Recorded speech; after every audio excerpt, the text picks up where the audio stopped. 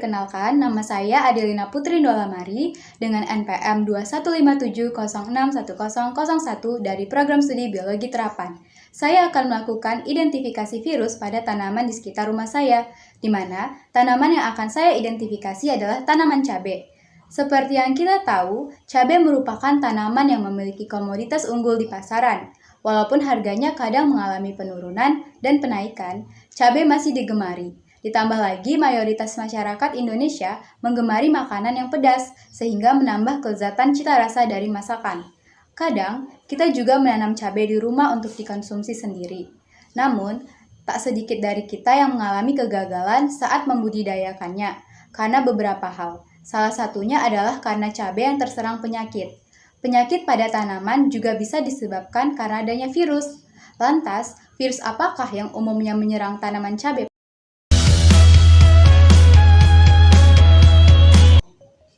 Umumnya, penyakit yang menyerang tanaman cabai disebut dengan penyakit kuning, yaitu disebabkan oleh virus Gemini atau lebih tepatnya disebut begomovirus.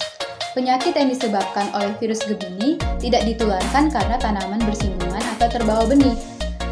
Berdasarkan penelitian, virus ini ditularkan oleh kutu kebul Bemisia tabaci atau Bemisia argentifolia. Kutu kebul dewasa yang mengandung virus dapat menularkan virus selama hidupnya pada waktu dia memakan tanaman yang sehat. Sifat kutu kebul yang mampu makan pada banyak jenis tanaman atau disebut polifagus menyebabkan virus ini menyebar dan menular lebih luas di berbagai jenis tanaman. Selain itu, virus Gemini memiliki tanaman inang yang luas dari berbagai tanaman seperti ageratum, kacang buncis, kedelai, tomat, tembakau, dan lain-lain. Lantas, bagaimanakah proses virus menginfeksi tanaman inangnya?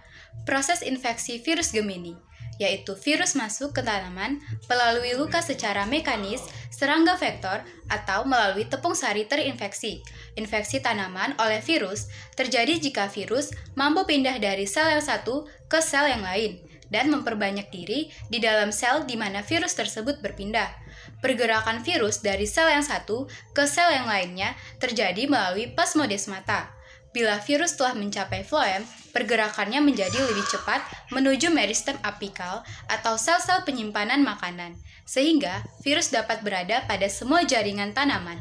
Dan hal ini disebut dengan infeksi virus, yaitu infeksi sistemik.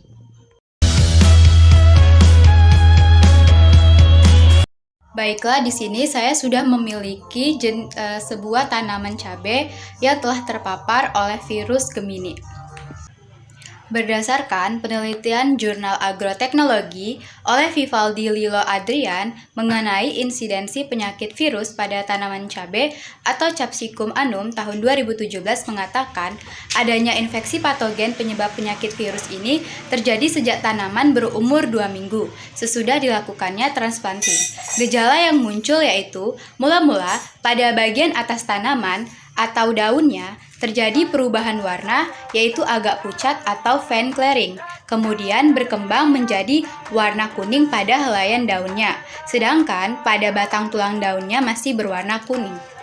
Selanjutnya, perubahan warna ini akan berkembang ke daun yang lain dengan menunjukkan warna yang agak kekuningan dan ada kalanya berbentuk keriting atau melengkung ke atas.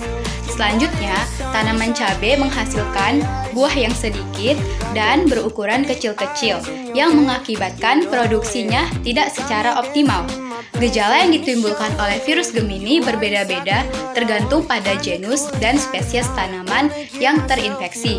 Setelah masuknya virus ke dalam daun atau disebut infeksi virus Gemini lebih lanjut menyebabkan daun-daunnya mengecil dan jika tanaman tersebut terserang pada umur yang masih muda, biasanya tanamannya menjadi kerdil dan juga buahnya sedikit. Keberadaan serangga hama yang menyerang tanaman cabai ini disebabkan karena sekitar lahan tetap tersedia tanaman yang lebih dewasa dan ini merupakan suatu keadaan yang sesuai untuk serangga-serangga tersebut menyerang tanaman. Hama tersebut menyerang dengan cara menusuk dan menghisap cairan dari tanaman sakit dan berpindah ke tanaman yang sehat, sehingga memberikan kesempatan yang lebih banyak untuk menularkan virusnya.